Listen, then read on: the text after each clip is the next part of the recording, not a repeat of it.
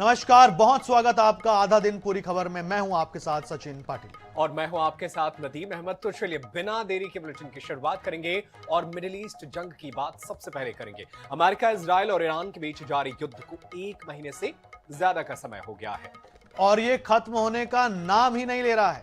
युद्ध की वजह से हॉर्मुज स्ट्रेट को ईरान ने ब्लॉक कर दिया है, जिससे दुनिया के कई देशों में तेल और गैस संकट पैदा हो गया है। दुनिया में बढ़ते तेल संकट के बीच अमेरिका और इजराइल ने अप्रैल महीने में ईरान पर हमले की रणनीति में भी अहम बदलाव किया है। अमेरिका पहले सैन्य ठिकानों को निशाना बना रहा था, लेकिन अप्रैल महीने की शुरुआत में अमेरिका ने करज के पास B1 सस्पेंशन ब्रिज को निशाना बनाया, जिसमें 8 लोगों के मारे जाने और करीब 100 लोगों के घायल होने की खबर है।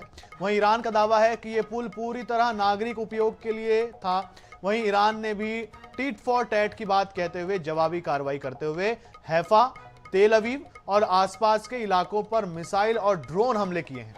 साथ ही इजराइल और अमेरिका को सहयोग करने पर Bahrain, Kuwait, Qatar, UAE, Saudi Arab और जॉर्डन पर भी हमले किए हैं। हालांकि ज्यादातर हमलों को इंटरसेप्ट कर लिया गया है, लेकिन ईरान ने धमकी दी है कि अब दुश्मन देशों का साथ देने वाले देशों के इंफ्रास्ट्रक्चर को निशाना बनाया जाएगा। इतना ही नहीं, तनाव के बीच ईरान ने अमेरिका के 48 घंटे के सीज़फायर प्रस्ताव को भी ठुकरा दिया है। ये प्रस्ताव कथित तौर पर एक तीसरे देश के माध्यम से तेहरान पहुंचाया गया था। इस बीच ईरान ने दावा किया कि उसने अमेरिका के 2 लड़ाकू विमानों को मार गिराया है, जिनमें एक F-15E फाइटर जेट और एक A-10 अटैक एयरक्राफ्ट शामिल है। हालांकि अमेरिकी अधिकारियों ने इसकी पुष्टि नहीं की है।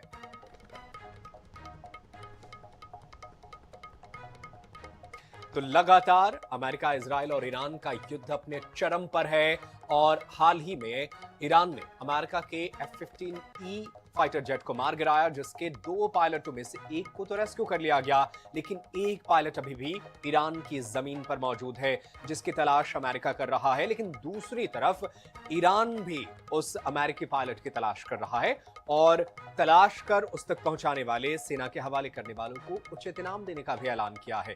तो फिलहाल लगातार अमेरिका और ईरान का यह युद्ध अपने चरम पर बढ़ता हुआ नजर आ रहा है।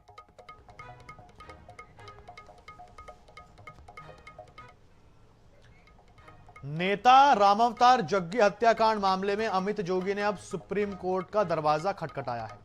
पूर्व सीएम अजीत जोगी के बेटे और जनता कांग्रेस छत्तीसगढ़ के सुप्रीमो अमित जोगी ने सुप्रीम कोर्ट में याचिका लगाई है, जिसमें हाईकोर्ट के आदेश पर रोक लगाने की मांग की गई है। छत्तीसगढ़ हाईकोर्ट ने जग्गी हत्याकांड मामले में अमित जोगी को दोषी करार देते हुए 3 हफ्ते के भीतर सरेंडर करने का आदेश दिया है, जिसको अमित जोगी ने सुप्रीम कोर्ट में चुनौती दी।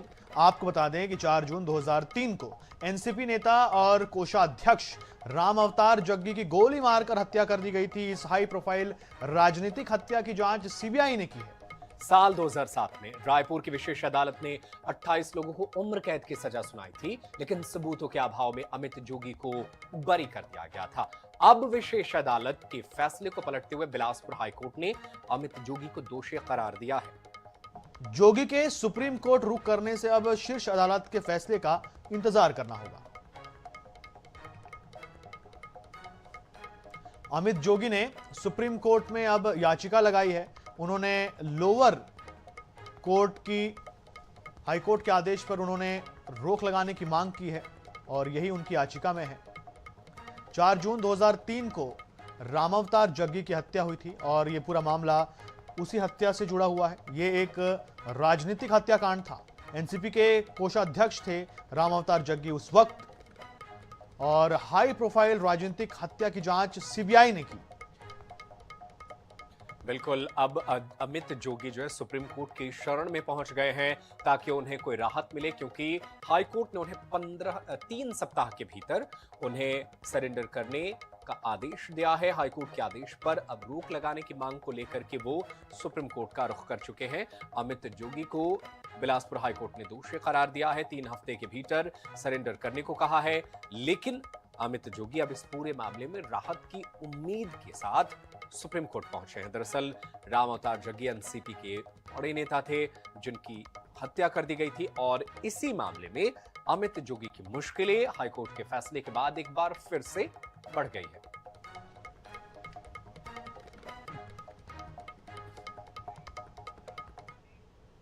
और उधर केरल के मल्लपुरम जिले के वंडूर इलाके में कांग्रेस सांसद शशि थरूर के साथ बदसलूकी का गंभीर मामला सामने आया है। वे यूडीएफ उम्मीदवार एपी अनिल कुमार के समर्थन में चुनाव प्रचार के लिए जा रहे थे, तभी अज्ञात हमलावरों ने उनके काफिले को बीच रास्ते में रोक लिया।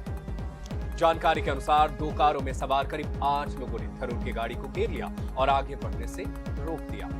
प्रत्यक्षदर्शियों के मुताबिक हमलावरों ने कार के शीशों पर जोर जोर से प्रहार किया। स्थिति बिगड़ती देख उनके गनमैन ने हस्तक्षेप किया, लेकिन उपद्रवियों ने उनके साथ भी मारपीट की। घटना के बाद इलाके में तनाव का माहौल बन गया। सूचना मिलते ही पुलिस मौके पर पहुंची और 2 लोगों को हिरासत में ले लिया है। पुलिस ने मामला दर्ज कर जांच शुरू कर दी है और ये पता लगाया जा रहा है कि घटना पूर्व नियोजित थी या सड़क विवाद का परिणाम है।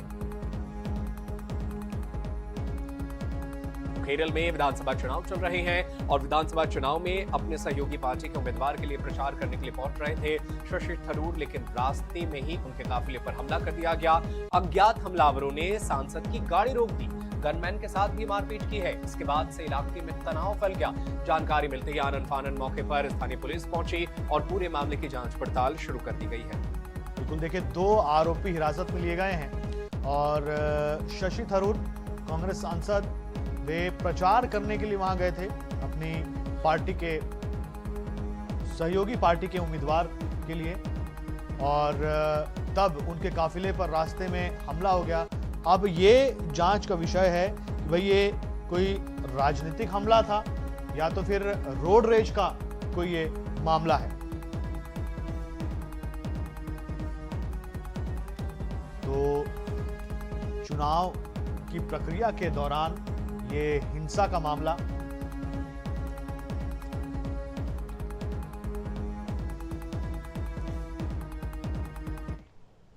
चलिए बसना से खबर आपको बताते हैं। छत्तीसगढ़ ओडिशा बॉर्डर पर बड़ी कार्रवाई, पांच अंतर्राज्यीय तस्कर गिरफ्तार किए गए। 1 करोड़ 40 लाख का गांजा बरामद किया गया। बिल्कुल, ये बड़ी खबर बसना से आप तक पहुंचा रहे हैं। सिंघोड़ा पुलिस और एंटी नारकोटिक्स टास्क फोर्स की ये बड़ी कार्रवाई। सभी आरोपी महाराष्ट्र के सतारा और सीलापुर के रहने वाले हैं। ओडिशा के फूलबानी से गांजा लेकर ये जा रहे थे, पुणे लेकर जाने की तैयारी थी। देखिए नेशनल हाईवे 53 पर रेहटी खोल के पास घेराबंदी कर पुलिस ने दबोच लिया। एनडीपीएस एक्ट के तहत मामला दर्ज कर लिया गया है और सभी आरोपी जेल भेजे गए हैं। तो 5 अंतर्राज्यीय तस्कर गिरफ्तार किए गए हैं। बहुत बड़ी कार्रवाई छत्तीसगढ़ ओडिशा बॉर्डर पर यह बड़ी कार्रवाई हुई है। सिंघोड़ा पुलिस और एंटी नारकोटिक्स टास्क फोर्स की यह बड़ी कार्रवाई। सभी आरोपी महाराष्ट्र के सतारा और सोलापुर के निवासी, ओडिशा के फुलबानी से गांजा लेकर पुणे ले जाने पर यह बड़ी कार्रवाई।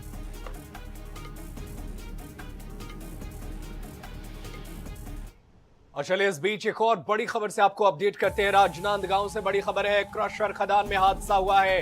हाईवा ने महिला को कुचल दिया है। महिला की मौत हो गई है। रामपुर की रहने वाली थी महिला। लालबाग थाना क्षेत्र के ग्राम बनहरदी की ये घटना है। दर्दनाक घटना है। जैसे देखिए सड़क हादसे में महिला की जान चली गई। और राजनांदगांव की एक खबर है। क्रशर खदान में बड़ा हादसा हो गया। हाईवा ने महिला को कुचल दिया और इससे महिला की मौत हो गई। ये सड़क हादसे की बड़ी खबर। रामपुर की रहने वाली थी महिला जिसकी दर्दनाक मौत हो गई। हाईवा ने महिला को कुचल दिया। क्रशर खदान में यह हादसा हुआ है। राजनांदगांव से इस वक्त की बड़ी खबर आपको बता रहे हैं। यहां हादसे में महिला की मौत हो गई। क्रशर खदान में हाईवा ने महिला को कुचल दिया। बनहरदी की यह घटना है, ग्राम बनहरदी की। ये देखिए बड़ी खबर आपको बता रहे हैं। हादसा हुआ है, इस महिला की मौत हो गई है। हाईवा ने महिला को कुचल दिया।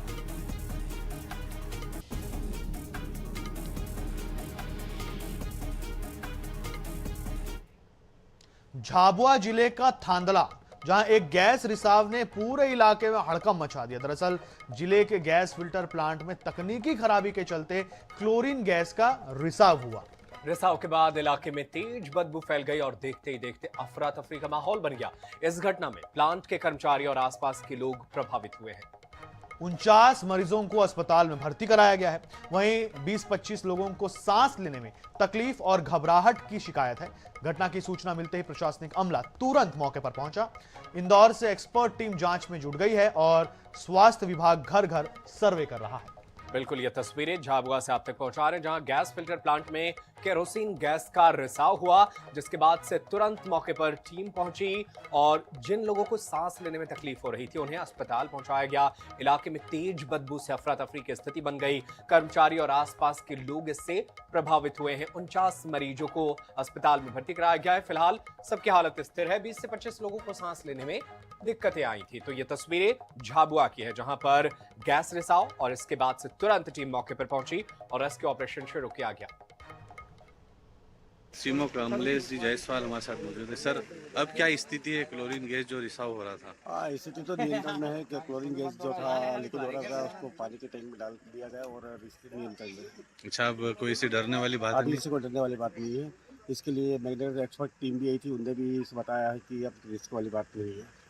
ठीक, अब क्या अपील करना चाहेंगे सर इस क्षेत्र के लोगों से? मैं अपील करना चाहूँगा कि घबराए नहीं और शांति बनाए रखिए, ऐसे कोई नुकसान वाली बात नहीं है। अभी बोलू जी बता। कांडला नगर में जो क्लोरीन गैस का रिसाव हुआ है वो काफ़ी चिंताजनक था और मैं ये मानूंगा कि आज हमारे नगर परिषद के जितने जाबाज कर्मचारी हैं, लगभग संख्या 15 से 17 से ऊपर है। 2 लोग ज़्यादा दिक्कत में थे जब हम आए थे, लेकिन अभी सनी जी की स्थिति में सुधार है। ये मानूंगा कि वो काफ़ी खतरे से बाहर है और इन लोगों की वजह से बाकी लोगों की जान बची। मंडी के अंदर जो लोग इकट्ठे होते हैं उसके कारण हमारे यहाँ के सिविलियंस परेशान हुए। ग्रामीणों से भी मेरा यह निवेदन है कि अगर उन्हें तकलीफ हो तो वो जल्दी से जल्दी अस्पताल आ जाए। गैस रिसाव पूरी तरह नियंत्रण में है। वहाँ पे जैसे ही सूचना हम लोगों को मिली थी, हमारी पूरी पुलिस की प्रशासन की टीम तत्काल मौके पर पहुँच गई थी और वहाँ पे उसको नियंत्रण के लिए लगातार प्रयासरत रहे। और मेघनगर से हमने एक टेक्निकल टीम को बुलवाया, फिर वहाँ से उन लोगों के आने के बाद उनने अंदर जाकर पूरी सुरक्षा के मापदंडों के अनुसार उसको चेक किया और वो जो गैस को पूरा डिसॉल्व किया। और अब किसी भी प्रकार का किसी को कोई पैनिक करने की आवश्यकता नहीं, पूरी स्थिति पूरी तरह नियंत्रण में है। और चलिए खबरों में आगे बढ़ते हैं। अब खबर मुरैना जिले से है। जिले के सबलगढ़ में पुलिस कर्मियों का डांसरों के साथ मंच पर बैठे होने का एक वीडियो सामने आया है। वीडियो ग्राम पंचायत रामपुर कला में 31 मार्च को आयोजित कंस वध मेला के दौरान का है। और वीडियो में रामपुर थाना प्रभारी एएसआई राम कुमार वर्मा और दीवान संतोष बाथम वीडियो में दिखाई दे रहे हैं। वायरल वीडियो में कुछ पुलिसकर्मी दर्शकों की तरह मंच पर बैठे नजर आ रहे हैं और डांसरों के प्रदर्शन को निहारते और आनंद लेते दिख रहे हैं। एक अन्य वीडियो में रामपुर थाना प्रभारी राम कुमार वर्मा और प्रधान आरक्षक संतोष बाथम भी दिखाई दे रहे हैं। इसमें मंच पर डांस के दौरान एक व्यक्ति थाना प्रभारी पर न्योछावर कर डांसर को रुपए दे रहा है।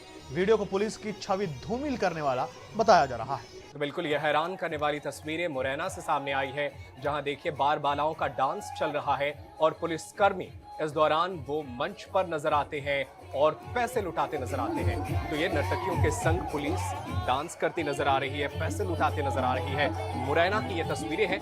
सवाल ये कि जिन पुलिस वालों को कानून व्यवस्था संभालने की जिम्मेदारी होती है वो इस तरीके के कार्यक्रमों में क्यों सहभागिता दिखाते हैं? अब सवाल ये है कि क्या कुछ कार्रवाई होती है इस पूरे मामले में?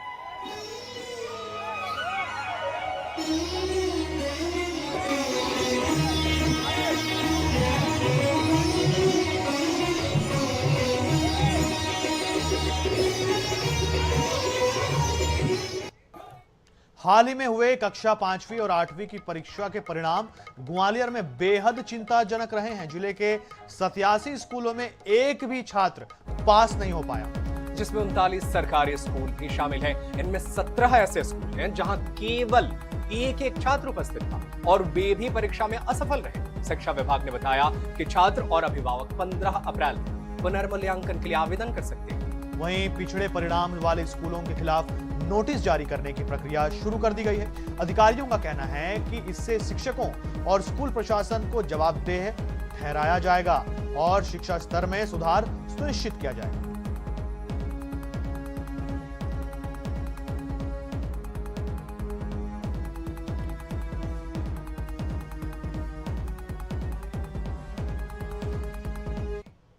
और अब खबर इंदौर से। इंदौर में शिक्षा के साथ भविष्य को संवारने की एक खास पहल देखने को मिली। स्कूल चले हम अभियान के तहत महाराणा प्रताप नगर स्थित शासकीय अहिल्या आश्रम कन्या विद्यालय में भविष्य से भेंट कार्यक्रम का आयोजन किया गया। इस कार्यक्रम में कलेक्टर शिवम वर्मा मुख्य अतिथि के रूप में शामिल हुए। उन्होंने छात्राओं से सीधे संवाद किया और उन्हें जीवन में लक्ष्य तय करने और लगातार मेहनत करने की सीख दी। इतना ही नहीं, कलेक्टर ने खुद कक्षा में छात्राओं को पढ़ाया और सवाल जवाब भी किए। आपसे पूछते हैं कि आपकी हॉबी क्या है, आपने क्या क्या एक्स्ट्रा करिकुलर क्या क्या चीजें की, कोई क्लास किया कि नहीं किया, तो उस समय आपको ये सारी चीजें लिखनी होंगी ना, तो आपको ध्यान है कि हमने स्कूल में तो एक्स्ट्रा करिकुलर की नहीं, हमने पढ़ाई की नहीं केवल, तो हमको सब इसलिए मैं कहता हूँ स्कूल एक ऐसा प्लेटफॉर्म है, आपको हर चीज का बोलना है। आपको पढ़ाई भी करनी चाहिए, मिलना भी है, एनसीसी एनएसएस की गतिविधियों में भाग लेना चाहिए, हमको कोई लीडरशिप। दुर्ग जिले में एक सोशल मीडिया पोस्ट को लेकर राजनीतिक सरगर्मी बढ़ गई है। भाजपा के कार्यकर्ताओं ने सांसद विजय बघेल और पार्टी के खिलाफ कथित आपत्तिजनक टिप्पणी को लेकर विरोध प्रदर्शन किया और थाने में युवक के खिलाफ शिकायत की। पाटन पुलिस ने आरोपी गौरव वर्मा को गिरफ्तार कर जेल भेज दिया है। पुलिस प्रशासन ने सोशल मीडिया पर किसी भी जनप्रतिनिधि या व्यक्ति के खिलाफ भ्रामक और आपत्तिजनक पोस्ट न करने की चेतावनी दी है। यह मामला इंस्टाग्राम पर छत्तीसगढ़िया गौरव 5 नामक आईडी से की गई टिप्पणी से जुड़ा हुआ है। पाटन में कुछ कार्यकर्ता आकर यह रिपोर्ट दर्ज कराए कि उनके जनप्रतिनिधियों के लिए आपत्तिजनक टिप्पणी की गई है, जिस पर अपराध पंजीबद्ध कर आरोपी गौरव वर्मा को गिरफ्तार किया गया है और रिमांड पर लिया गया है।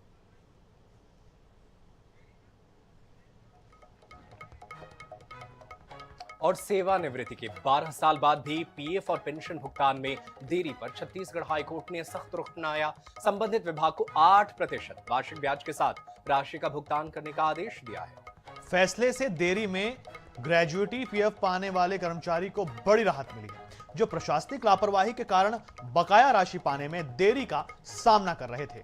याचिकाकर्ता जगन्नाथ सिंह साल 2011 में सेवानिवृत्त हुए थे। उनके पीएफ की 1,55,000 रुपए 12 साल बाद यानी 24 जनवरी 2023 को जारी किया गया। यह देरी विभागीय पासबुक में एंट्री नहीं होने के कारण हुई, जिसे कोर्ट ने प्रशासनिक चूक माना। कोर्ट ने सुनवाई के दौरान कहा कि रिटायरमेंट के बाद मिलने वाले लाभ कर्मचारी का अधिकार है। यदि भुगतान में देरी होती है तो कर्मचारी को ब्याज मिलना ही चाहिए।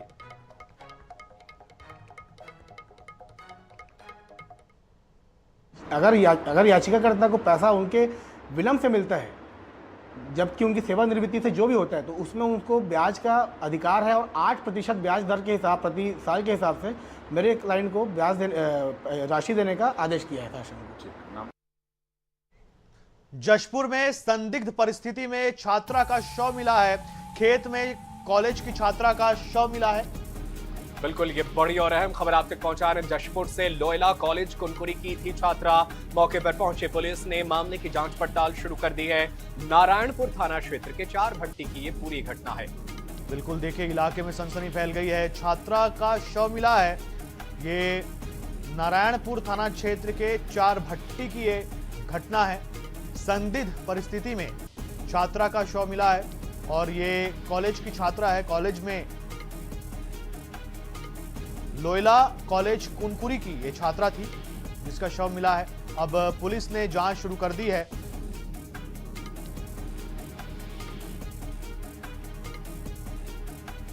और चलिए इस बीच एक और बड़ी खबर से आपको अपडेट करते हैं। ग्वालियर से बड़ी खबर है, किराने के दुकान में तोड़फोड़ का मामला सामने आया है। पुराने विवाद में पड़ोसी युवकों ने तोड़फोड़ की घटना को अंजाम दिया है।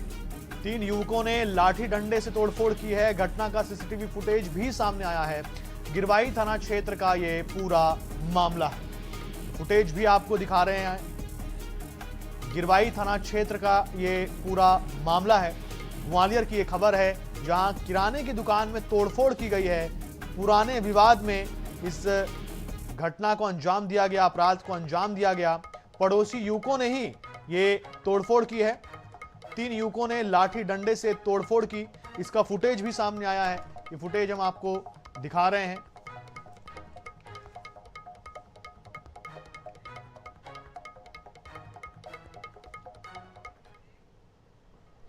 दुर्ग अधिवक्ता संघ के द्विवार्षिक चुनाव को लेकर शुक्रवार को न्यायालय परिसर में उत्साह का माहौल देखने को मिला।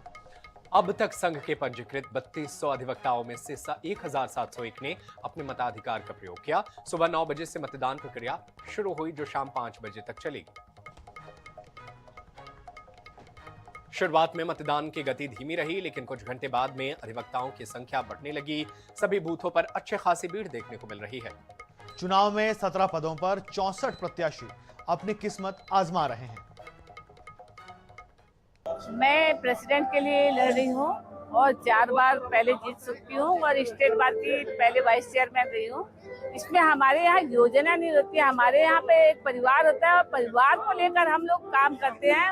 उनकी व्यक्तिगत समस्याएं, उनकी कानूनी समस्याएं, व्यवहारिक समस्याएं, सबको ध्यान में रखकर अधिवक्ता हित में कार्य किया जाता है। मुझे पूरी आशा है, यहाँ अधिवक्ता लोग सब मेरे साथ हैं और चुनाव जीतने की पूर्ण आशा है। एक दूसरी बात, यहाँ पर बहुत सारी समस्याओं जिसको लेकर हम लोगों ने लगातार प्रयास किया है और कुछ एक प्रयास बचे हुए हैं जिसके लिए लगातार हम लोग प्रयास कर रहे हैं। यहाँ 2 ही मेन समस्या है, एक समस्या बैठने की है, दूसरी पार्किंग की है।